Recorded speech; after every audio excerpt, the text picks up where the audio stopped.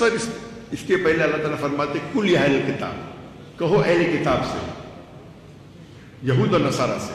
لیکن یہ آیت باقی غیر مسلم کے لیے بھی لاگو ہو سکتی ہے، چاہے وہ ہندو ہو چاہے بدھ ہو، ہر غیر مسلم کے لیے لاگو ہو سکتی ہے. اور اگر آپ ایک سٹیپ آگے جائیں گے تو میں کہتا ہوں کہ آپس میں جو مسلمان میں اختلاف ہوتا ہے تو یہ آیت ہم مسلمانوں کے لیے بھی استعمال کی جاتی ہے، ماسٹر کی ہے. اور آپ دیکھیں گے کہ اگر ہم اللہ کے رسول کو اور اللہ کو آگے رکھیں گے تو لوگ آپ سے جڑیں گے.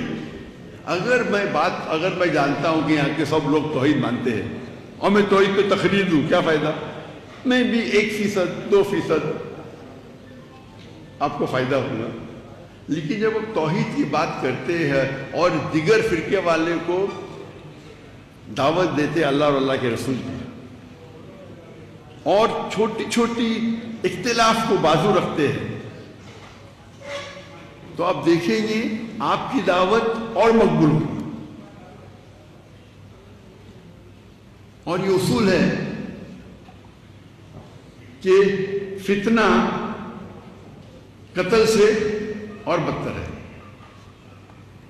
تو آپ دیکھیں گے کہ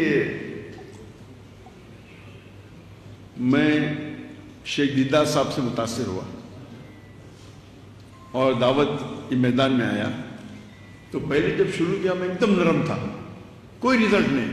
پھر میں ماشاءاللہ ایک دم شیر بنا دیدار صاحب سے زیادہ.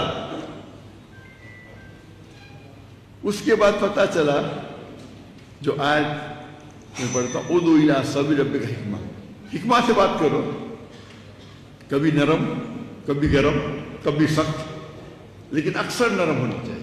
ضرورت ہے تو شیر کے جیسی بات کرو، لیکن شیر کو گرجنے کی ضرورت نہیں.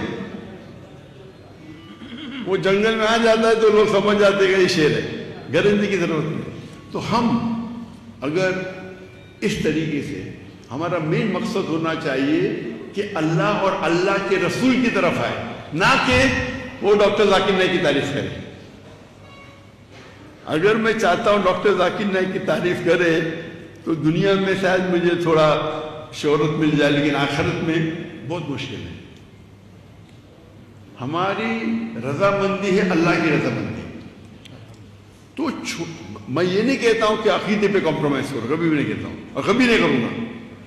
آپ نے دیکھے جب اسلام آباد میں خواتین آ گئے تو میں میرے حجاب نہیں توڑ سکتا ہوں، میں اتر گیا، دنیا مجھے گالی نہیں چلے گی.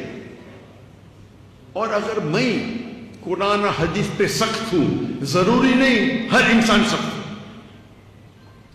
آپ جب دعوت دیں گے تو اللہ کی طرف بلاؤ، لیکن نہیں میں جیسا ہوں میں ہی صحیح ہوں، یہ پرابلم، میں بھی صحیح ہوں بولنا چاہیے. اور اختلاف ہے جب ایک ہوتا ہے فرد، ایک ہوتا ہے افضل. تو فرض کے اوپر آپ زور دو، مجھے اعتراض نہیں. افضل پہ کیوں زور دیں؟ آپ افضل پہ زور دینے جاتے ہیں تو کیا ہوتا ہے؟ اختلاف ہوتا ہے، آپس میں جھگڑا ہوتا ہے، فتنہ پیدا ہو جاتا ہے. تو آپ کو، اور آپ بڑے بڑے علماء سے جب ملیں گے، مثال کے طور پہ آپ اگر مدینہ یونیورسٹی جائیں گے، ان کے علماء کے ساتھ بیٹھیں گے. مثال کے طور پہ شیخ سعود اشرف، ماشاءاللہ جتنے ائمہ ہیں حرم کے، میں سب سے زیادہ ان کی عزت کرتا ہوں. اور جب وہ بمبئی میں آئے تو ہم ان کو مختلف مساجد میں لے کے گئے، حنفی کے، شافی کے، اہل حدیث کے، جماعت اسلامی کے، اور وہ مانے بولے جانا چاہیے. اور سب لوگ احترام کرتے کیونکہ وہ امام کعبہ ہے. اور ہم جانتے ہیں کہ جب آپ مسافر ہیں تو افضل ہے کہ عصر کی نماز 4 رکعت کی 2 رکعت ہوتی ہے.